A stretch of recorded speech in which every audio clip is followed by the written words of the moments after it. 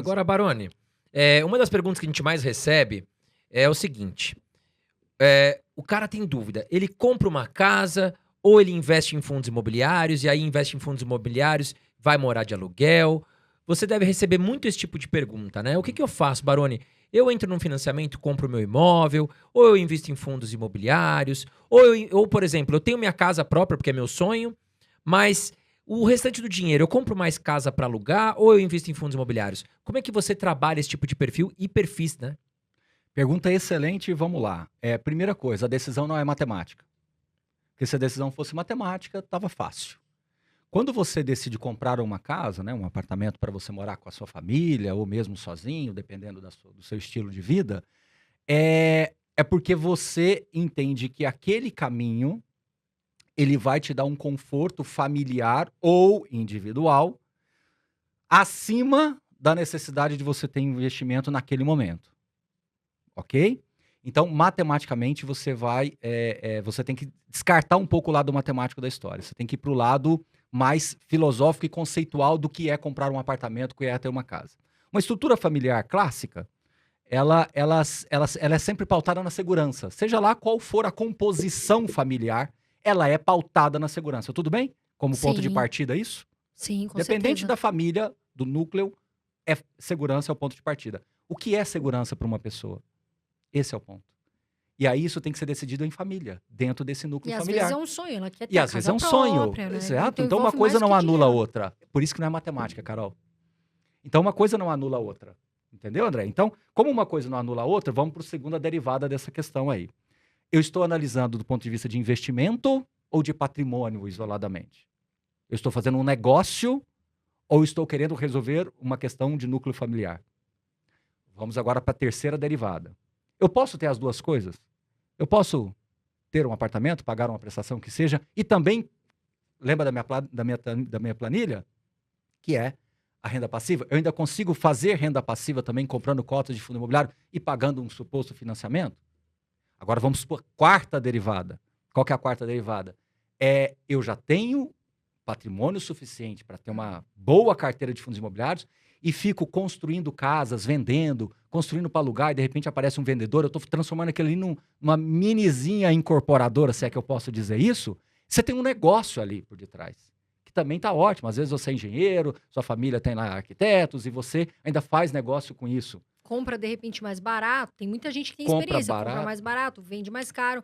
Mas aí é a pessoa que tem experiência. O que É. até eu contei aqui Uhum. é a questão de, às vezes, a pessoa colocar. E que eu fico muito triste. Teve uma amiga minha esses dias que falou: eu coloquei 100 mil reais pra comprar um apartamento e acabei perdendo tudo. Por quê? Foi o que o Baroni falou. Você tem que estar com uma estratégia que te dê tranquilidade, que você Uhum. possa fazer um financiamento ali pra dormir bem. Porque senão você vai acabar comprando, de repente, um apartamento pra morar e no meio do caminho dá um problema.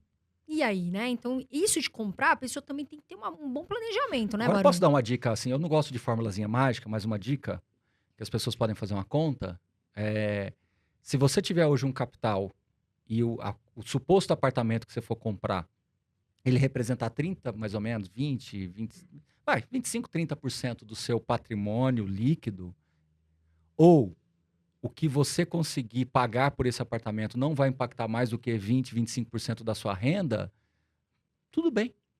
Não é algo que vai também não vai ser um mau negócio na média, né? É que eu estou avaliando o macro.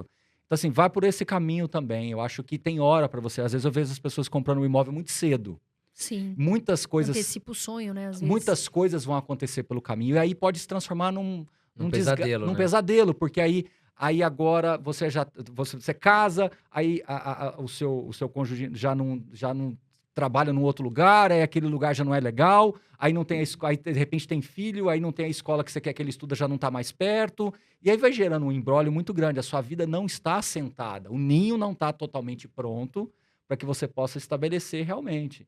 Então, assim, por isso que eu falo que a decisão tem que ser de núcleo familiar. Infelizmente, o brasileiro, na média, ele tem uma deseducação financeira histórica, e ele tem essa história muito do sonho, e colocar muito sonho na frente de tudo pode também não ser tão legal, porque o sonho, depois de realizado, você de repente cai a ficha e fala, você parece que não era bem isso, né?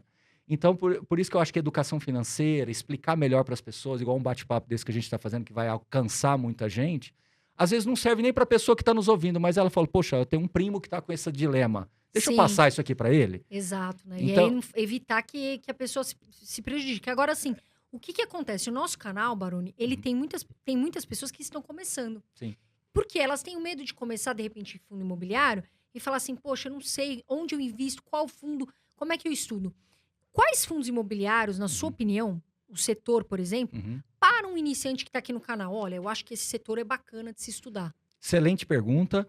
E assim, tem uma resposta até relativamente simples para isso. O mercado de fundos imobiliários no Brasil, apesar de estar se desenvolvendo rapidamente, ele ainda é concentrado em alguns setores que eu vou elencar aqui. Basicamente, recebíveis imobiliários, que são os fundos de CRIs, os fundos de dívidas imobiliárias, né? Ou seja, você está fazendo um empréstimo, né? Um financiamento para uma operação imobiliária.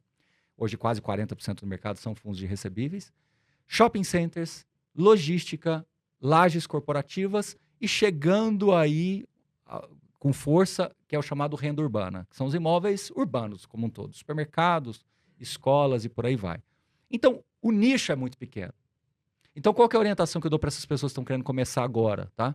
Vou repetir. Fundos de recebíveis, CRIs, shoppings, lajes corporativas, logísticos e renda urbana. Se você escolhe os dois que têm um histórico um pouco maior, se você escolhe dois que têm uma transparência melhor na comunicação, se você escolhe dois que têm um portfólio mais robusto, mais maduro, já é um pontapé inicial fantástico. Já te coloca no jogo de uma maneira extraordinária. Eu até falo que uma carteira recomendada, ela é uma carteira para rodar acima da média. Não dá para, em fundo imobiliário, você não consegue rodar muito acima da média. Não sei se vocês entenderam onde eu quero chegar. Quando você fala de ações, quando você é muito criterioso em ações, você fica muito acima do índice em determinados momentos. E quando a empresa vai muito mal, você fica muito abaixo do índice. Né? Esse delta é muito grande. Em fundo imobiliário não é bem assim. Eles andam próximos, né? Eles andam próximos. Então, gerar alfa, conseguir ser consistente. Conseguir superar o benchmark é uma decisão, é algo difícil, né? Então, você tem que fazer um arrozinho com feijão bem feito, procurar fazer ajustes muito pontuais. Então, esses são os setores, respondendo a sua pergunta. E eu acho que 2 fundos para você começar de cada um deles, ou seja, uma carteira aí com 10 fundos. Não quero começar com 10, com um deles já é suficiente. Agora, o iniciante mesmo, aquele que está no marco zero, ele tem algumas dificuldades. E agora, por que nós escrevemos 2 livros? Né? Um que é o Guia Suno e o outro que é o 101 Perguntas e Respostas. Porque a gente sentia que tinha essa lacuna. Para tirar a pessoa do ponto 0 e trazer aqui para o ponto 3, 4, era difícil. Sim. Muito difícil. Porque aí por isso que o livro... Primeiro passo, né? É difícil, Carol. É difícil. Muito. Porque a pessoa fala, eu quero comprar, mas ela não sabe o conceito, a essência. Aí a gente escreveu esses livros justamente para dar o conceito básico, tá? O outro livro, ele responde a maioria das perguntas das pessoas. Aí você sai do ponto 0, chega aqui no ponto 3, e aí é onde você começa a assistir uma live, uma entrevista com um gestor, começa a ler alguma coisa um pouco mais sofisticada para você ir avançando. Nesse caminho, e esse caminho, sendo muito franco, se a pessoa for disciplinada, não vai durar mais do que 2, 3 meses, já é suficiente para você começar a comprar suas cotinhas devagar. E aí, quando você compra as cotinhas, é igual sair do videogame e dirigir. Você sai do simulador e vai... Você tá lá jogando FIFA, lá, como é que chama o outro jogo lá? Esqueci o nome lá, meu menino, PES, né? Uhum. Tá lá jogando tudo. Agora vamos jogar no campo, é um pouco diferente. Mas aquilo que você fez lá no joguinho, você consegue, por equivalência, entender mais ou menos como é que é a dinâmica. Então, é mais ou menos isso. Aí você vai para o jogo, você vai comprando as primeiras cotas, você já vai acompanhar de um jeito diferente. Então, o que é a mensagem que eu tenho que dar para o investidor iniciante? É uma coisa muito simples, uma palavra: comece.